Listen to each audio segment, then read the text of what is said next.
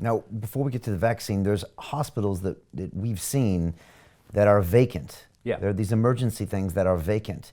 And some of these curves we're told, are flattening, which means, like you said, they're not going to be used. No. Which is going to make this all look like a big overreaction, which is going to make all these lockdown powers be able to easily be reversed. Yeah, so exactly. So the question is, are they going to allow that to happen and just say, oh no, because this is the key. This is the scam. When these figures that this Imperial College and this Neil Ferguson prat claimed don't manifest, what are they going to say?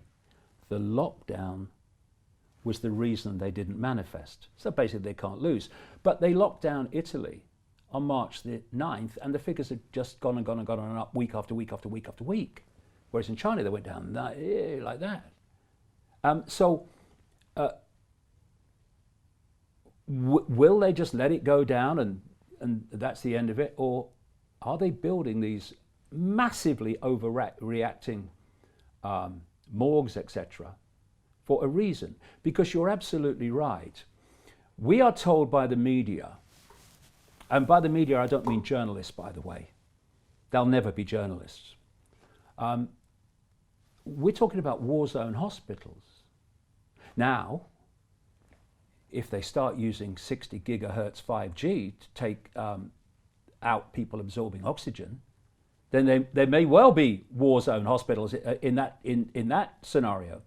But as things are, they're not war zone hospitals. People have been going around all over the world, you're absolutely right what you say, to these war zone hospitals. They're frickin' empty. They're empty. One guy went round a hospital in Stoke Mandeville for 2 hours, filming everything. Bloody place was empty. What did they do? Well done, mate. Why is this hospital empty? It's supposed to be a war zone. They've jailed him for doing that. And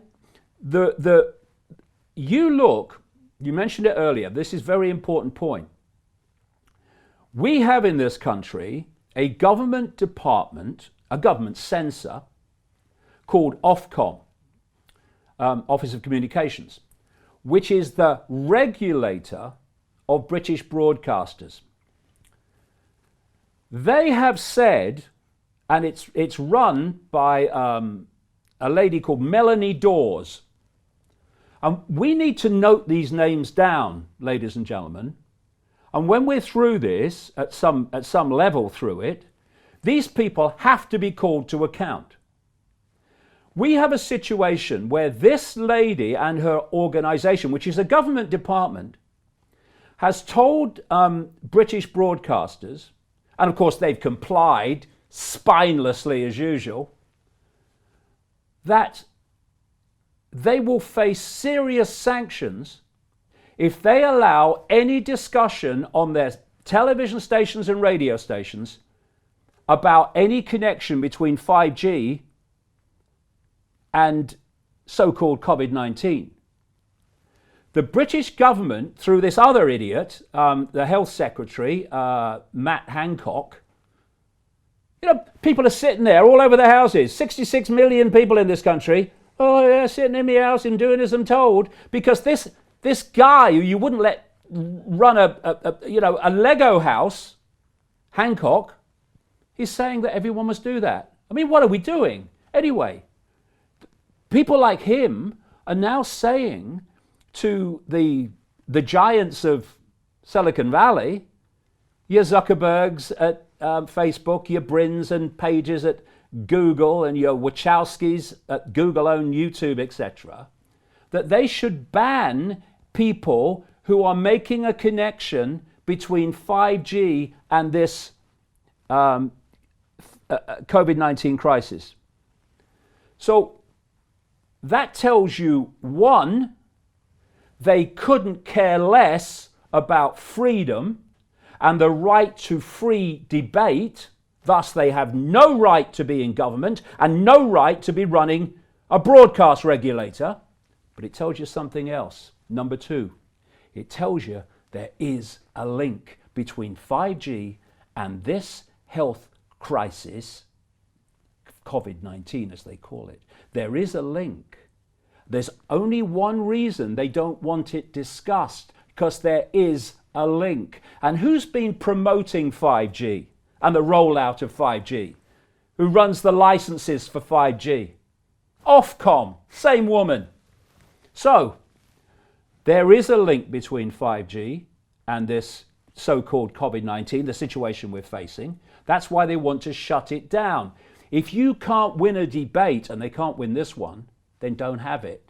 That is the motto of every tyranny in known human history. So Jim Rickards has just recorded a video that's not available to anyone in the public, and he's going to be talking about how this upcoming recession is going to be fast, it's going to be bloody, it's going to be nasty. But at the same time, he's going to show you how you can position yourself to profit from all of this chaos. Now, we've made this video only available to our viewers. Go to londonreal.tv/Jim. Watch that immediately. I can't say enough good things about Jim Rickards. He understands the global economic system better than any guest I've ever had on London Real. His predictions are almost uncannily true, and you can learn how to profit from his vision, from his expertise, and his understanding of economics. So go to londonreal.tv/Jim or click the link below. It's an excellent, excellent look on what's going to happen in the future and how you can position yourself to profit from that.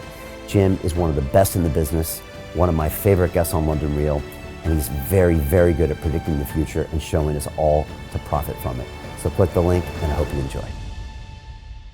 Hey, it's Brian Rose, founder of the DeFi Academy. I've told you my 4-week crypto bootcamp is amazing, but don't take my word for it. This is what my students are saying. The DeFi Academy was an amazing experience for me. It took me totally out of my comfort zone. In this course, I was challenged, I was held accountable, and pushed to do things that honestly weren't always easy. It's been phenomenal, and I can't believe we're already up on our 4 weeks. It has flown by. Going through this DeFi accelerator by far was one of the best courses I've taken. You do this course, you really get into the nitty-gritty of the activities that will make you comfortable with decentralized finance. Thank you so much to Brian and everyone at London Real and the DeFi Academy for even putting together an amazing course like this. Anybody else that wants to do it, please sign up. It is well worth the money.